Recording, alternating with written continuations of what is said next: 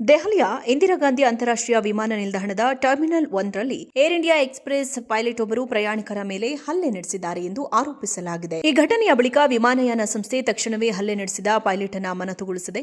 ಪ್ರಯಾಣಿಕ ಅಂಕಿತ್ ದೇವನ್ ಎಂಬುವರು ತಮ್ಮ ಕುಟುಂಬದೊಂದಿಗೆ 4 ತಿಂಗಳ ಶಿಶು ಮತ್ತು 7 ವರ್ಷದ ಮಗಳೊಂದಿಗೆ ಸ್ಪೈಸ್ ಜೆಟ್ ವಿಮಾನದಲ್ಲಿ ಪ್ರಯಾಣಿಸ್ತಾ ಇದ್ರು.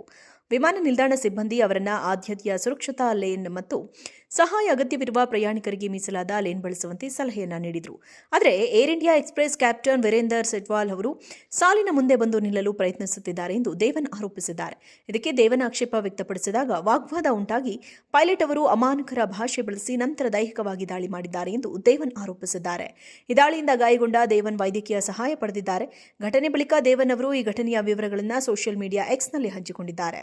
ಹಲ್ಲೆ ನಡೆಸಿದ ಪೈಲಟ್ ಹೆಸರು ಮತ್ತು ಭಾವಚಿತ್ರಕ್ಕೂ ಬಿಡುಗಡೆ ಮಾಡಿದ್ದಾರೆ. ವಿಮಾನ ಹಾರಿಸಿದ ಸಮಯದಲ್ಲಿ ಇಂಡಿಗೋ ವಿಮಾನದಲ್ಲಿ ಬೆಂಗಳೂರಿಗೆ ಪ್ರಯಾಣಿಸುತ್ತಿದ್ದ ಪೈಲಟ್ ಈ ಘಟನೆಯ ಬಳಿಕವೂ ಪ್ರಯಾಣ ಮುಂದುವರೆಸಿದ್ದಾರೆ ಎಂದು ಮೂಲಗಳು ತಿಳಿಸಿವೆ. ದೆಹಲಿಯ ಇಂದಿರಾ ಗಾಂಧಿ ಅಂತಾರಾಷ್ಟ್ರೀಯ ವಿಮಾನ ನಿಲ್ದಾಣದ ಟರ್ಮಿನಲ್ 1ರಲ್ಲಿ ಏರ್ ಇಂಡಿಯಾ ಎಕ್ಸ್‌ಪ್ರೆಸ್ ಪೈಲಟ್ ಒಬ್ಬರು ಪ್ರಯಾಣಿಕರ ಮೇಲೆ ಹಲ್ಲೆ ನಡೆಸಿದ್ದಾರೆ ಎಂದು ಆರೋಪಿಸಲಾಗಿದೆ. ಈ ಘಟನೆಯ ಬಳಿಕ ವಿಮಾನಯಾನ ಸಂಸ್ಥೆ ತಕ್ಷಣವೇ ಹಲ್ಲೆ ನಡೆಸಿದ ಪೈಲಟ್ ಅನ್ನು ಮನತುಗೊಳಿಸಿದೆ. ಪ್ರಯಾಣಿಕ ಅಂಕಿತ್ ದೇವನ್ ಎಂಬುವರು ತಮ್ಮ ಕುಟುಂಬದೊಂದಿಗೆ 4 ತಿಂಗಳ ಶಿಶು ಮತ್ತು 7 ವರ್ಷದ ಮಗಳೊಂದಿಗೆ ಸ್ಪೈಸ್ ಜೆಟ್ ವಿಮಾನದಲ್ಲಿ ಪ್ರಯಾಣಿಸ್ತಾ ಇದ್ರು. ವಿಮಾನ ನಿಲ್ದಾಣ ಸಿಬ್ಬಂದಿ ಅವರನ್ನ ಆದ್ಯತೆಯ ಸುರಕ್ಷತಾ ಲೇನ್ ಮತ್ತು ಸಹಾಯ ಅಗತ್ಯವಿರುವ ಪ್ರಯಾಣಿಕರಿಗೆ ಮೀಸಲಾದ ಲೇನ್ ಬಳಸುವಂತೆ ಸಲಹೆಯನ್ನ ನೀಡಿದರು.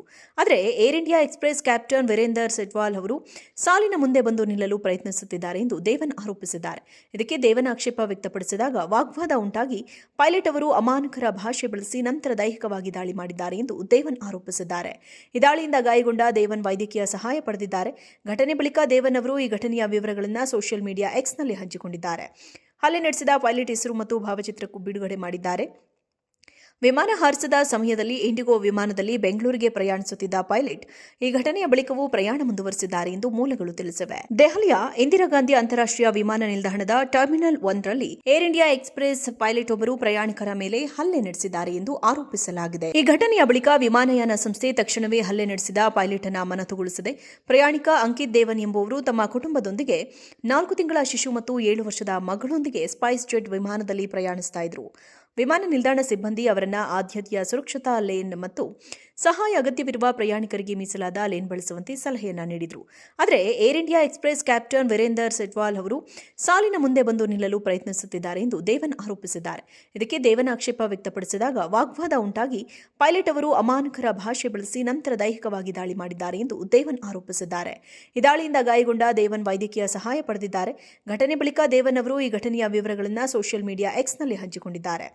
ಹಲ್ಲೆ ನಡೆಸಿದ ಪೈಲಟ್ ಹೆಸರು ಮತ್ತು ಭಾವಚಿತ್ರಕ್ಕೂ ಬಿಡುಗಡೆ ಮಾಡಿದ್ದಾರೆ. ವಿಮಾನ ಹಾರಿಸಿದ ಸಮಯದಲ್ಲಿ ಇಂಡಿಗೋ ವಿಮಾನದಲ್ಲಿ ಬೆಂಗಳೂರಿಗೆ ಪ್ರಯಾಣಿಸುತ್ತಿದ್ದ ಪೈಲಟ್ ಈ ಘಟನೆಯ ಬಳಿಕವೂ ಪ್ರಯಾಣ ಮುಂದುವರೆಸಿದ್ದಾರೆ ಎಂದು ಮೂಲಗಳು ತಿಳಿಸಿವೆ.